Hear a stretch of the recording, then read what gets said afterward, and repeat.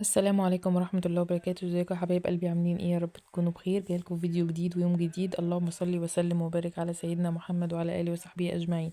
حبايب قلب ام بيسان، قبل ما يبدأ الفيديو اللي لسه ما اشتركش في القناة ينزل يشترك في القناة ويفعل زر الجرس عشان يوصل له كل فيديو جديد انا بعمله. وكمان تحطوا لي اللايك اللي بيشجعني اعمل لكم فيديوهات اكتر واكتر، وتكتبوا لي بقى كومنت قمر زي اللي بتكتبوه لي دايما. النهارده يا اخواتي هاخدكم كده في روتين نص الليل. حرفيا انا كنت عامله الفيديو ده بالليل جدا. بصراحة أنا كنت قاعدة ويعني ما كنتش هروق ولا أي حاجة. لقيت نفسي إن أنا سقعانة جدا جدا جدا، وعمالة بقى أشرب في شاي، وأنا بحب الشاي جدا يا جماعة، وبحب أشربه كتير بقى في الشتاء وكده. وعمالة برضو أكل حاجات برضو عشان أدفى، وبرضو ما كنتش بدفى خالص.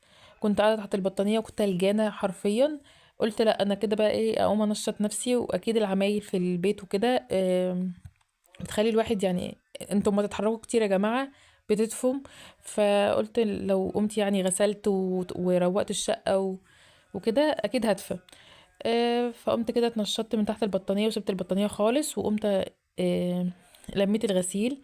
اول حاجة لميت الغسيل ودخلت الغسيل وطبقته. جيت هنا برضو قلت هشيل الملايات، وكنت شغلت الغسالة. هنا بقى كنت اللهم صل وسلم وبارك على سيدنا محمد، كنت غيرت الملايات زي ما قلت لكم. وكمان فرشت دفايات على السرير، لان الدفايات دي يا جماعه في الشتاء بتدفي كده، وحاجه حلوه قوي. بس بقى يا جماعه، وهنا بقى كنت طبقت البطانيه بتاعتي والبطانيه بتاع بيسان. انا عايزه اقول لكم ان انا كل يوم لما بصحى من النوم لازم اطبق البطانيه، يعني بحس ان الاوضه لو البطانيه فضلت منعكشه على السرير الاوضه بتبقى مبهدله جدا. هنا بقى زي ما قلت لكم، انا كنت شغلت الغساله، خدت الملايات علشان تتغسل. الملايات ما بسيبهاش فتره طويله في الغسيل، لانها بتعمل انتوا عارفين اللي هو بتعمل في الغسيل فوم كده، تحسوا ان الغسيل كتير وهو ولا كتير ولا حاجه، بيبقى ملايات. فانا ما بحبش اسيبها، طالما شلتهم لازم اغسل على طول. هنا برضو جيت بسان كانت مسكت اللهم صل على سيدنا محمد، علبة المكياج بتاعي، وحطت على يعني ايه، كسرت العلبة والعلبة كلها نزلت على الأرض. وهو ما كانش لون غامق، يعني هو عشان كده ما كانش باين في الكاميرا ان هو لون غامق، يعني هو كان لون ايه، من البيجات كده الفاتحة، فهو عشان كده ما كانش باين يعني في الكاميرا. جبت فرشة واكسجين وحبة مية كده صغيرين في كوباية، يعني المية دي اصلا كانت نضيفة في كوباية. وقلت ايه اعمل، ادعكها كده شويه بالفرشه، بس للاسف كان اختيار غلط في وقت غلط، لان بيسان كانت موجوده ما خلتنيش اعمل اي حاجه. فانا عملت على قد ما قدرت من بيسان يعني. هنا بقى الستاره دي، حته الستاره دي بنزلها على الشباك لما بنيجي ننام. مبدئيا ما بتخليش الشمس تدخل، يعني هي غامقه فما بتخليش الشمس تدخل، وكمان بتدفي الاوضه، يعني هي تقيله شويه فبتدفي الاوضه. الكرسي والبالونه بتاع بيسان دي معانا في كل ما نروح مكان في الشقه، يعني بيسان كل ما تروح مكان لازم الكرسي بتاعها وال... والبالونه اللي هي بتقول عليها الهوف. اعذرني يا اخواتي. انا بقى يا اخواتي جبت الميه طبعا وحطيت فيها معطر. ومسحت الاماكن الفاضيه من الاوضه. انا طبعا ما شلتش السجاد، لاني كنت في اول اسبوع خالص، الفيديو اللي انتوا شفتوه انا كنت شايله السجاد ومسحه من تحت السجاد يعني ايه، كنت عامله روتين عميق جدا. هنا بقى ما بصراحه ما عملتش يعني كده، لاني زي ما قلت لكم احنا كنا بالليل جدا. آه انا يا جماعه بجد مش فاكره كانت الساعه كام، بس انا اللي فاكراه ان انا مخلصه الترويق ده وغسيل بقى ونشير وكده الساعه 3 ونص كده بالليل. المهم بقى ان انا هنا الضرفه دي من التسريحه فيها الشنط بتاعتي. عايزه اقول لكم ان انا اخلص ترويق من هنا، يعني اخلص ترويق والاوضه خلاص فل شمعة منوره، الاقي بيسان نزلت لي الشنط كلها على الارض. فمش عارفه بجد، هي كانت ماشيه ورايا، هي مفكره يا جماعه ان دي عربيه تقريبا، هي بتركبها كده مش عارفه في ايه. هي مفكره عربيه عجله. المهم ان انا بقى بعد ما مسحت الاوضه، مسحت الاماكن الفاضيه يعني من الاوضه، جبت بقى المكنسه ومسحت وشفطت كل اللي كان على الارض بالمكنسه. انا يا جماعه في اول جوازي ما كنتش بستخدم المكنسه دي خالص، مش عارفه، كنت بحس ان هي لسه هشيل واحط وكده. لا، لما خلفت بيسان انا بعمل بالمكنسه دي كل ساعتين تقريبا، يعني بيسان تكب الحاجه على الارض اروح اجيب المكنسه واجي اعملها يعني بالمكنسه. لا، فهي بجد اختراع، واللي اخترع المكنسه دي يعني بجد يسلم وشابوه ليك بجد. المهم بقى زي ما قلت لكم، محمد هنا كان مش عارفه بياخد ايه من على التسريحه، لانه هو كان نازل يجيب حاجات لبيسان. واليوم ده كان الجو ساقع جدا، ومرضاش ياخد بيسان وهو نازل. بيسان بتستنى محمد ينزل علشان ياخدها معاه. فهو طبعا لما نزل محمد، يعني أنا خلصت الاوضه دي كان محمد نزل، قعدت تعيط جامد جدا جدا جدا. هي يا جماعه بتحب الفسبة قوي قوي قوي، وبتحب محمد ياخدها مشوار وكده، يعني يقعد يلففها شويه.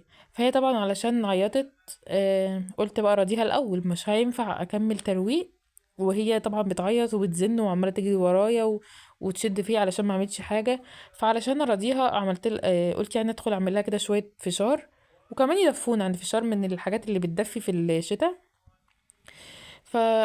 زي ما قلت لكم علشان اراضيها عملت شويه فشار. يا جماعه انا بعمل الفشار بمرقه الدجاج، يعني هو بيديله كده حدوقيه، فانا بحب الفشار بمرقه الدجاج جدا. وبقلبه شويه كده علشان مرقه الدجاج برضو ايه ما تفضلش في الارض، فالفشار كله ياخد مرقه دجاج. فعملت الفشار زي ما قلت لكم، وحطيت طبق ليا وطبق لبسان. بصوا يا جماعه، شاطره شطاره، الفشار ما بيلزقش واحده، ما شاء الله عليه. المهم يا اخواتي، زي ما قلت لكم بقى، بصوا بسان قعدت ازاي مؤدبه وهاديه. آه المهم بقى يا جماعه ان انا كنت خلاص خلصت الاوضه زي ما قلت لكم، فجيت بقى على الصالون. الصالون يا جماعه مش متبهدل جامد، احنا يعني ما بنقعدش فيه كتير زي ما قلت لكم. هو بس يعني ايه، محمد عايز يتفرج على ماتش بيطلع يتفرج هنا في الصالون. لو عايزه مثلا اتفرج على حاجه، وبيسان طبعا في الاوضه اللي هي موجوده فيها لازم لولو تبقى شغاله. اللي عندهم اطفال يعني عارفين قناه لولو. المهم ان هو مش متبهدل جامد زي ما قلت لكم. فبرضه شلت الفرش اللي كانت عليه وعدلتها وحطيت الخداديات مكانها. والترابيزه دي برضو بنزقها لما بنيجي نقعد على الارض ولا حاجه، انا بحب قعده الارض جدا، فبزقها لما باجي اقعد على الارض ولا حاجه، عشان برضو بسان ما تقعش من على الكنبه كده، هي بتتنطط وكده. عايزه اقول لكم برضو اني بعد ما خلصت اللهم صل على سيدنا محمد الصالون وخلاص رتبته وكنست الارض بالمكنسه وعملت كل حاجه، الفشار ده اتكب كده بالطبق كله على الارض.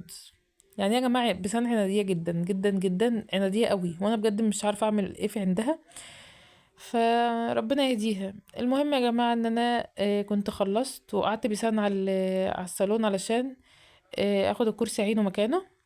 زي ما قلت لكم الكرسي ده ما بيفرقش بسان خالص. والهوف يعني، بصوا هي قاعده دلوقتي بالبالونه في ايديها، ما بتسيبش البالونه ولا الكرسي. المهم بقى ان انا جيت كنست اللهم صل على سيدنا محمد السجاد بتاع الصالون والسفرة بالمكنسة، ومسحت برضو الحتت اللي كانت باينة من الأرض يعني. وكمان دخلت البلكونة، شلت الفرشة اللي فيها ومسحتها، ومسحت السور بتاع البلكونة. السور ده يا جماعة من أكتر الحاجات اللي بتتملى تراب، مش عارفة ليه. ومسحت برضو الإحبال، لأن زي ما قلت لكم أنا كنت بغسل. آه، وتقريبا أنا ما صورتش حتة البلكونة دي، بس أنا عملت البلكونة كلها. و... وبرضو عملت قدام باب الشقة، مسحت قدام باب الشقة. طالما بكنس وبمسح وبروق الشقة، يعني لازم اعمل البلكونة قدام باب الشقة. وزي ما قلت لكم بقى يا جماعة، انا الروتين ده عاملاه بالليل زي ما قلت لكم في اول الفيديو. فانا حرفيا خلصت الروتين ده، انا ما كنت سقعانة خالص، يعني ما عادش فيه سقعة. الحركة والترويق يعني خلاني ان انا لا ما فيش سقعة خالص، كأني يوم عادي وانا اصلا حرانة. فيا جماعة بجد والله، لو الشقة مبهدلة وكده، حتى لو بالليل الوقت متأخر يعني، لا قوموا روقوا كده، وقوموا روقوا آه، وحركوا كده في شوية في الشقة، واغسلوا واعملوا كل حاجة، هتلاقوا نفسكم والله العظيم ديفيتوا حرفيا. جيت برضو هنا على الصالون، شلت الحاجات اللي كانت على ترابيزة السفرة. كان عايز يدخل المطبخ دخلته، والجواكت برضو بتاع محمد دي كان مطلعها لي عشان تتغسل. وزي ما قلت لكم انا كنت هنا بكنس الارض، وخلصت يا جماعه. وقولي ايه رايكم في الروتين. سلام.